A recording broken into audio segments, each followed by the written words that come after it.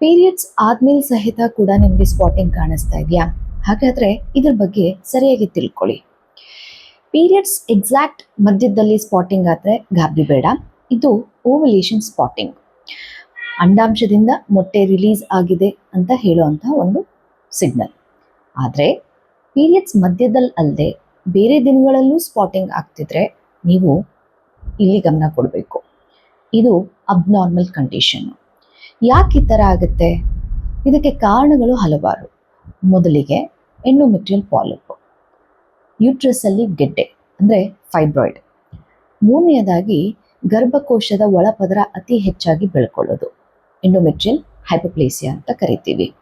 ನಾಲ್ಕನೆಯದಾಗಿ ಗರ್ಭಕೋಶದ infection. ಐದನೆಯದಾಗಿ ಗರ್ಭಕಂಠದಲ್ಲಿ ಊತ, infection ಹಾಗೂ ಹುಣ್ಣು. ಈ ಎಲ್ಲ ಕಾರಣಗಳಿಂದನೂ ಅಬ್ನಾರ್ಮಲ್ ಆಗಿ ಸ್ಪಾಟಿಂಗು ಆಗ್ತಾ ಇದ್ರೆ ಇದಕ್ಕೆ ಪ್ರಾಪರ್ ಸ್ಕ್ಯಾನ್ ಹಾಗೂ ಎವ್ಯಾಲ್ಯೂಯೇಷನ್ನು ತುಂಬಾ ಇಂಪಾರ್ಟೆಂಟು. ಈ ಥರ ಅಬ್ನಾರ್ಮಲ್ ಸ್ಪಾಟಿಂಗ್ನ ಇಗ್ನೋರ್ ಮಾಡೋಕ್ಕೆ ಹೋಗಬೇಡಿ. ಇನ್ನೂ ಹೆಚ್ಚು ಮಾಹಿತಿಗಾಗಿ ಜೀವ IVFನ ಫಾಲೋ ಮಾಡಿ. ಧನ್ಯವಾದ.